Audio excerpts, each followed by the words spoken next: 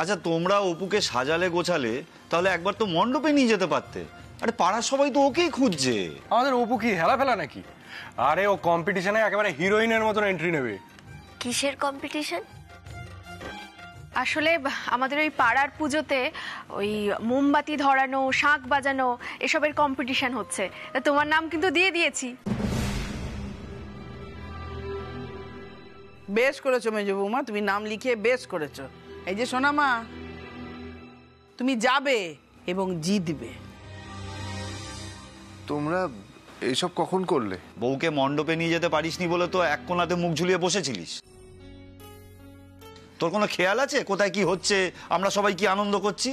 হ্যাঁ, এই শোন, ঢাক বাজানোয় তোর নাম লিখিয়ে দিচ্ছি, ঢাক বাজাতে চলে যাবি। দীপু অ্যাসিস্ট্যান্ট ঢাক বাজাবে?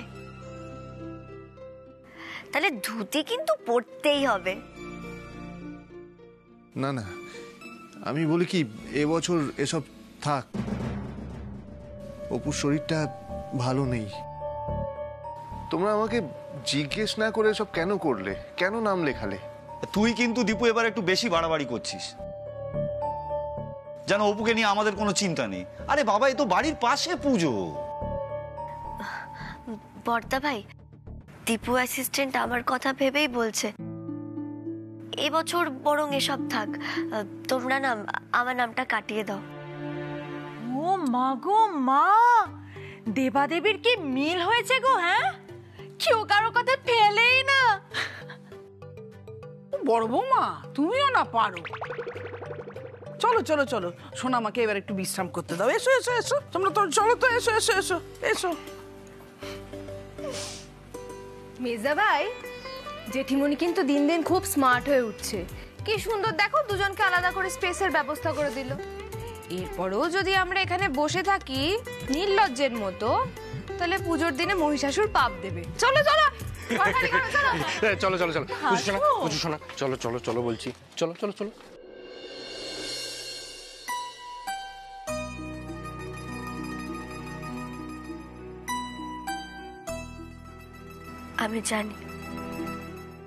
আমি জানি তোমার কেন মন খারাপ। তুমি কিচ্ছু জানো না অপু। জানি দীপু অ্যাসিস্ট্যান্ট, আমি তোমার মনের অবস্থা না বুঝলে কে বুঝবে শুনি? তোমার আমার চাওয়া পাওয়াগুলো নিজেদের মধ্যে যুদ্ধ করছে। যতক্ষণ না এই যুদ্ধটা থামবে, না তুমি ভালো থাকতে পারবে না আমি। তোমার মন খারাপ থাকলে আমার আনন্দের সমস্ত জৌলুস ফিকে হয়ে যায়। তুমি জানো না, তুমি এবং এই পরিবার আমার কাছে সব থেকে বেশি গুরুত্বপূর্ণ, তার আগে কিচ্ছু না। সত্যি অপু? সত্যি।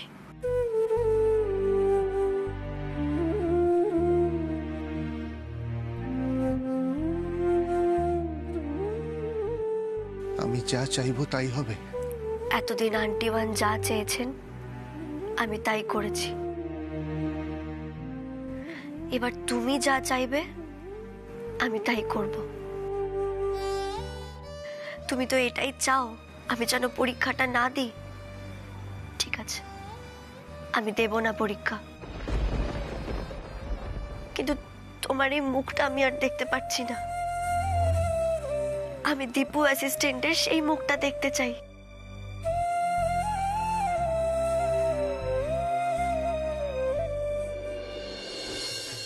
শুভ অষ্টমী, সবাইকে আন্তরিক শুভেচ্ছা।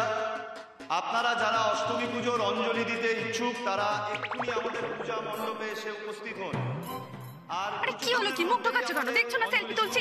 আরে ওই জন্যই তো মুখ ঢোকাচ্ছি। আমার পুচু সোনার ছবিতে পুচি সোনা না থাকলে হয়? তুমি পুচু আর আমি তোমার পুচি। নেকা মোছাড়ো তো। স্বপন, একটু এদিকে এসো তো, হিসাবটা নিয়ে বসতে হবে তো। হিসাব করতে হবে। দীপু, দীপু, দীপু, পুরোহিত মশাই বলুন। সব তো ঠিক আছে, কিন্তু যজ্ঞের ঘিটা তো আমি দেখছি না। সে কি, ঘিটা তো এখানেই ছিল। আচ্ছা ঠিক আছে, আপনি দাঁড়ান, আমি দেখছি। তুমি দেখো, আমি ওদিকটা দেখছি। এই যে বৌমা, একটু নুন দাও এর মধ্যে। হ্যাঁ, নুন দাও। আর একটু বাস বাস, আর দিও না। আজকে তো দুর্গা অষ্টমী, আমরা তো ঘটি এদেশীয়। আজকের দিনে না ভাত খাই না আমরা, ময়দা। এই যে আমার সোনামা এসে গেছে। এই যে সোনামা, আজ কিন্তু দুর্গাষ্টমী। সুন্দর করে সাজুগুজু করবে, নতুন শাড়ি পরবে, আর ভাত খাওয়া চলবে না। হ্যাঁ, আজ কিন্তু ময়দাই খেতে হবে। হ্যাঁ, সে তো শুনলাম। কেন খেতে পারবি না? হ্যাঁ, সে পারবো না কেন? তোমরা সবাই পারলে আমিও পারবো। খেতে তো হবেই। আসলে ময়দা তো আগে কোনোদিনও খাইনি। কি বলছিস? তুই এত খাবার খেয়েছিস আর ময়দা খাসনি?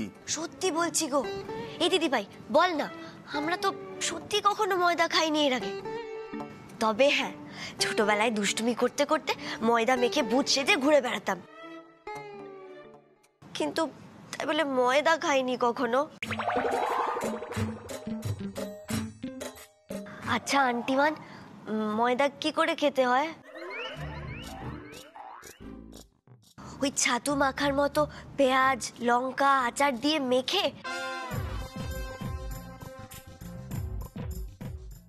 নাকি ওই জল দিয়ে ঘোল করে, নাকি ওই গুঁড়ো দুধের মতো চেটে চেটে? ওরে, এ মেয়ে কি বলে রে? জানেন তো আন্টিমান, আমাদের গ্রামের ওই লন্ডি কাকু, ও না প্রত্যেক দিন ছাতু মেখে খায়, কিন্তু ময়দা মেখে খেলে পেটে ব্যথা করবে না? তবে হ্যাঁ, ওই গুঁড়ো দুধের মতো চেটে চেটে খাওয়ার চেষ্টা করে দেখতে পারি।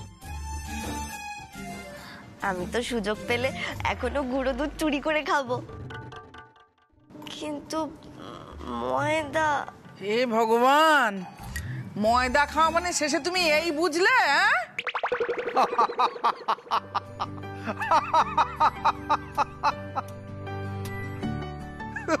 ওরে উপমা, তাই তুই তখন থেকে ময়দা খাওয়ার ব্যাপারে সিটিয়ে উঠছিস? খালি বলছিস আমি উপোস করবো, তবু কিছু খাবো না।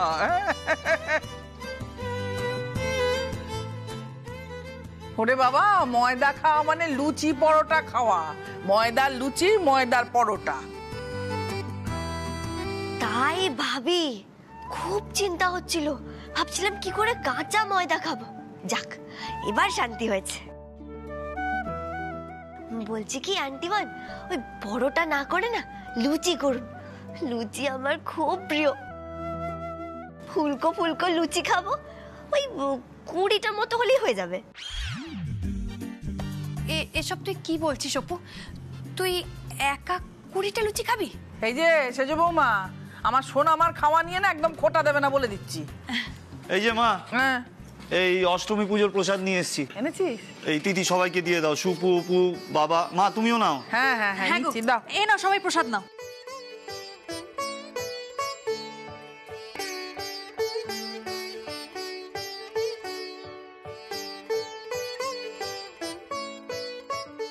ও মেঘা বর্ষা, দীপু কোথায় রে?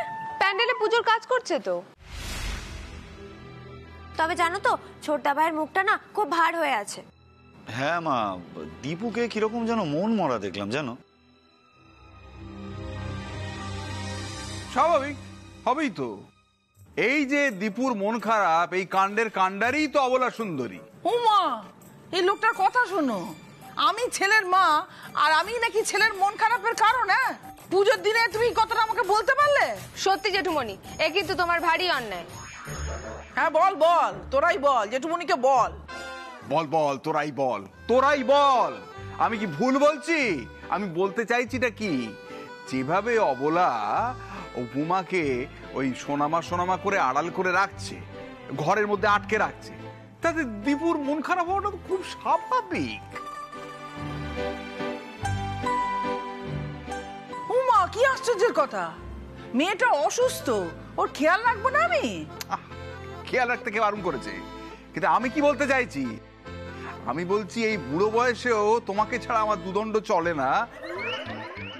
আমি দুদণ্ড তোমায় না দেখে থাকতে পারি না। সেখানে কচি ছেলে দীপু তার বউকে ছেড়ে পুজোর সময় থাকে কি করে?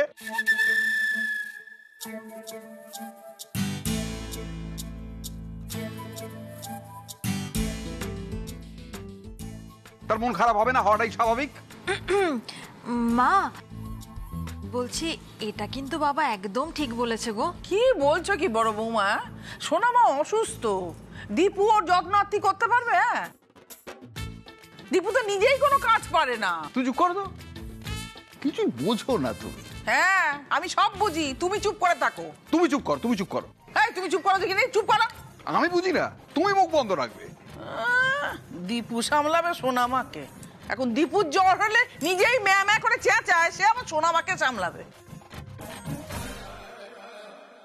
তুমি দীপুকে বলে দিও, এই সোনামা যতদিন না সুস্থ হচ্ছে ততদিন ও আমার কাছে থাকবে, আমার ঘরে। না, এই জিনিস তো বেশি দিন চলতে দেওয়া যাবে না। ঠিক আছে ঠিক আছে ঠিক আছে, গিন্নি তবে আজ্ঞা শিরোধার্য মম। যাও লুচি ভাজতে যাও। যাচ্ছি। সেজু বৌমা নিয়ে চলো তো, সব রান্না করে নিয়ে চলো। দেখ অবলা। হ্যাঁ বলো। অবলা বলছিলাম যে আরে বাবা সন্ধি পুজোয় যাবে তো। উমা কি করে যাবো গো, সে তো মাঝ রাতে। আমি সোনামাকে একা পেলে যাবো কি করে শুনি? শাঁখ বাজানোর প্রতিযোগিতায় যাবে তো। আমার যাওয়া হবে না, সোনামা যেতে চাইছে না, আমি যাবো। হ্যাঁ সোনামা যেতে চাইছে, যাবো না। সোনামা কেন যাবে না, কেন যাবে না কেন? তুমি গেলেই যাবে, তুমি গেলেই যাবে। তুমি নিজেকে এইভাবে সরিয়ে রাখতে পারো না, তোমার কর্তব্য আছে। আরে তুমি হলে গিয়ে পাড়ার মহিলাদের হোতা, চারটিখানি কথা তোমায় দেখে তারা এনার্জি পায়। আরে বাবা পাড়ায় যদি একটা ক্লাব তৈরি হতো তাহলে তুমি হতে ওই পাড়ার ক্লাবের মাথা, মানে যাকে বলে ওরা তোমার প্রেসিডেন্ট বানাতো। বাবা যা বাজ খাই কলা তো। কি বললে? এই না কিছু বলেনি, বলছি না না তোমায় যেতে হবে, যেতেই হবে ব্যাস। হ্যাঁ আন্টি ভান, আপনাকে কিন্তু যেতেই হবে, আর জিততেও হবে, প্রাইজ আনতে হবে কিন্তু। এই যে ছোট বৌদি, তোমাকেও কিন্তু শাঁখ বাজাতে হবে, তোমার নাম কিন্তু এখনো কাটা হয়নি। সোনামা তুমি শাঁখ বাজাবে, আর বসে বসেই বাজাবে, আমি বলছি। হ্যাঁ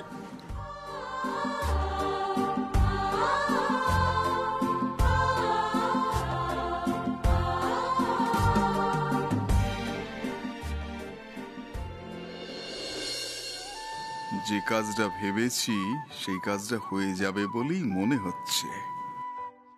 অষ্টমীর দিনই দীপু আর অপুকে মিলিয়ে দেব।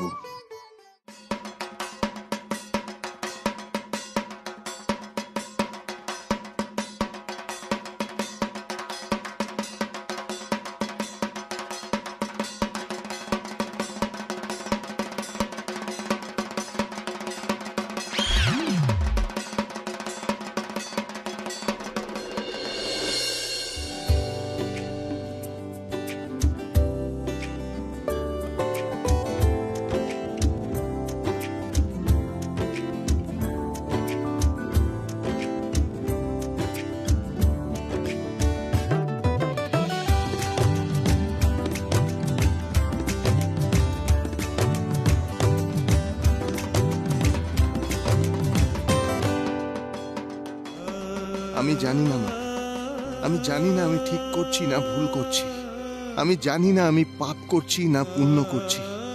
আমি শুধু এটুকু জানি, আমার অপুকে রক্ষা করার জন্য, আমি অপুকে কোনো বিপদের হাত থেকে বাঁচানোর জন্য যা খুশি করতে পারি।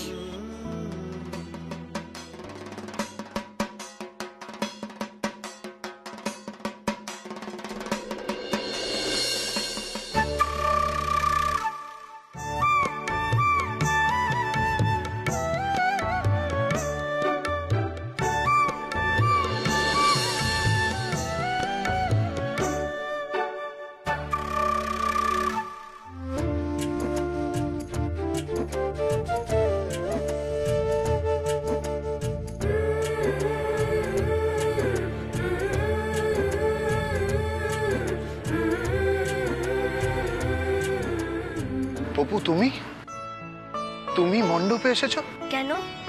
আমি বুঝি আসতে পারি না? সেই তুমি তো আর আমায় নিয়ে এলে না, তাই আন্টি মান আমায় নিয়ে এলেন।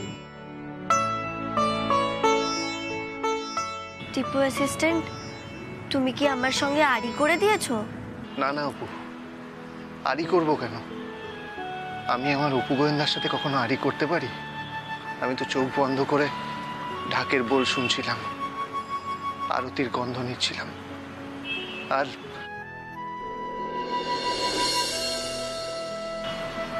আর মায়ের কাছে প্রার্থনা করছিলাম। কি প্রার্থনা করছিলে? প্রার্থনা করছিলাম যাতে অপু গোয়েন্দার কাছে আমি কখনো ঝগড়ায় হেরে না যাই। আমি যে ঝগড়ুটে সেটা তুমি মাকেও বলে দিলে? বলার কি আছে, মা তো আগে থেকেই সবকিছু জানে অপু। তোমার মনের কথা, আমার মনের কথা।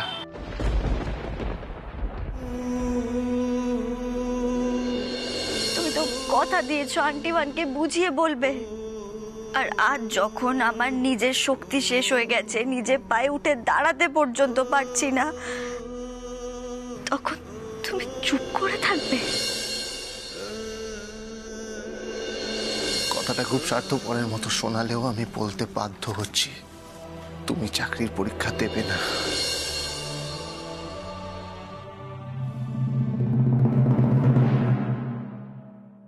কখনো কখনো মনের কথা মুখেও বলতে হয় দীপু অ্যাসিস্ট্যান্ট। কি কথা? এই যে আমার এই শাড়িটা পরে কেমন দেখাচ্ছে সেটা।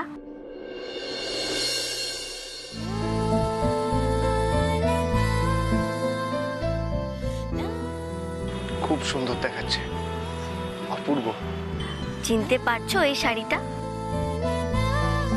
এই শাড়িটা আমাকে আমার দীপু অ্যাসিস্ট্যান্ট পুজোয় উপহার দিয়েছে। আচ্ছা বলো তো, আমার দীপু অ্যাসিস্ট্যান্টের পছন্দটা কেমন? আর এই যে ঘড়িটা দেখছো, এই ঘড়িটা আমার অপু গোয়েন্দা আমাকে দিয়েছে। এবার তুমি বলো তো, আমার অপু গোয়েন্দার পছন্দটা কিরকম?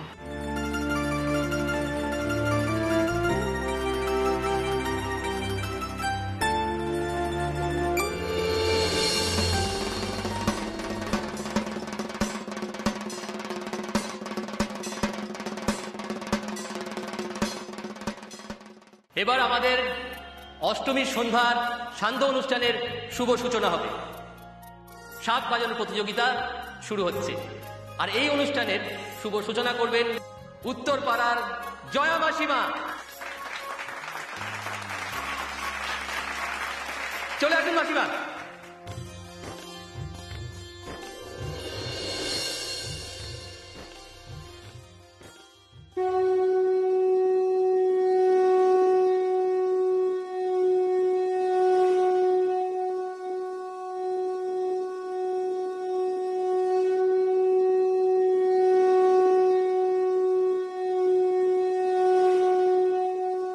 সকলে জোরে হাততালি।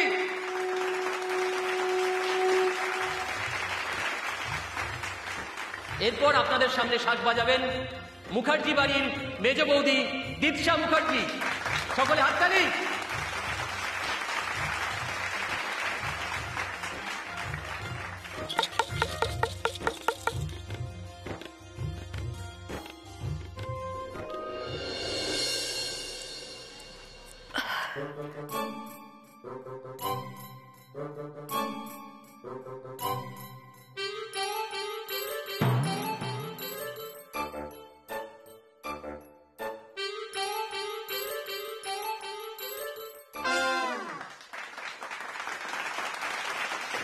না আসলে মানে আমি ভালো শাঁখ বাজাতে পারি, মানে এখন না গলাটা কেমন খারাপ আমার, না হলে আমার বাড়ি থেকে মানে কল্যাণী পর্যন্ত আমার শাঁখের আওয়াজ শোনা যায়।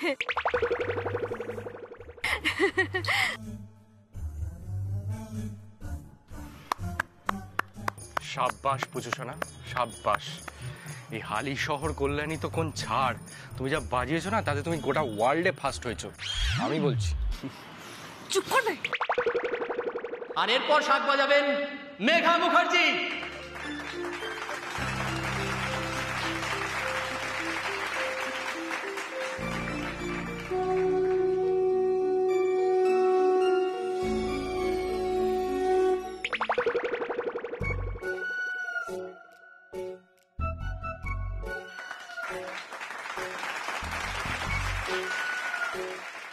ও মেঘা, এ কেমন শাঁখ বাজালি বাবা তুই? দেখিস বাপু, এই শ্বশুর বাড়ির পাড়ায় গিয়ে আবার বাপের বাড়ির পাড়ার নাম ডোবাস না।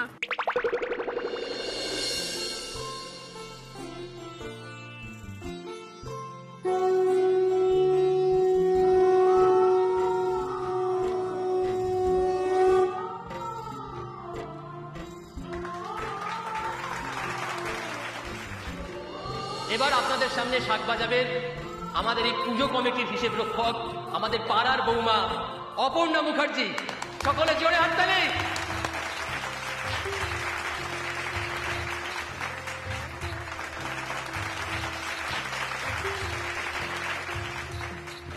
দিদি ভাই শাক কোথায়? ও দাঁড়া দাঁড়া, আমি এনে দিচ্ছি শাক। এনে বাজা।